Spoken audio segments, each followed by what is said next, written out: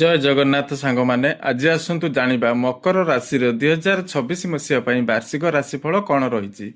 2026 ମସିହା ମକର ରାଶି ଜାତକଙ୍କ ପାଇଁ କଠିନ ପରିଶ୍ରମ ଓ ସ୍ଥିର ସଫଳତାର ବର୍ଷ ହେବ।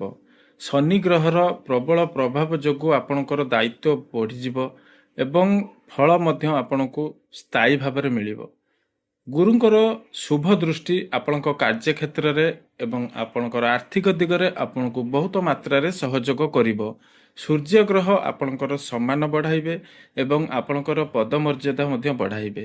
ରାହୁ ଓ କେତୁର ପ୍ରଭାବରୁ କେବେ କେବେ ମକର ରାଶିରେ ମନ ଭିତରେ ଦ୍ୱନ୍ଦ୍ୱ ଏବଂ ଅନିଶ୍ଚିତତା ମଧ୍ୟ ଆସିପାରେ, ତେଣୁ ଆପଣ ସବୁବେଳେ ଜଗି ରଖି ଆପଣଙ୍କର ନିଜ କାମ କରନ୍ତୁ।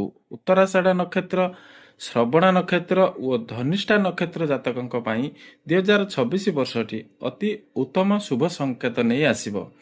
ଆର୍ଥିକ ଦିଗରେ ଆପଣଙ୍କର ମକର ରାଶିର ଆୟ ସ୍ଥିର ରହିବ। ସଞ୍ଚୟ ଓ ସମ୍ପତ୍ତି ବୃଦ୍ଧିର ସୁଯୋଗ ମଧ୍ୟ ଆପଣଙ୍କୁ ମିଳିବ। ପ୍ରେମ ଓ ଦାମ୍ପତ୍ୟ ଜୀବନରେ ଆପଣଙ୍କର ଦାୟିତ୍ୱ ବଢ଼ିବ ଏବଂ ବିଶ୍ୱାସ ମଧ୍ୟ ବଢ଼ିବ। ସ୍ୱାସ୍ଥ୍ୟ ପାଇଁ ଅସ୍ଥି ସନ୍ଧି ଓ କାମ ବିଶ୍ରାମର ସମତୁଳନ ଉପରେ ଆପଣ ଧ୍ୟାନ ଦିଅନ୍ତୁ, କାରଣ ଆପଣଙ୍କର ଆଣ୍ଠୁଗଣ୍ଠି ଜନିତ ରୋଗ ଆପଣଙ୍କୁ ହୋଇପାରେ।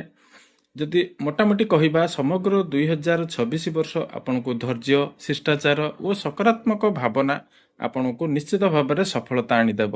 ଭିଡ଼ିଓଟି ଭଲ ଲାଗିଲେ ନିଶ୍ଚିତ ଭାବରେ ଗୋଟେ ଲାଇକ୍ କରନ୍ତୁ ଏବଂ ସେୟାର ମଧ୍ୟ କରନ୍ତୁ। ଜୟ ଜଗନ୍ନାଥ।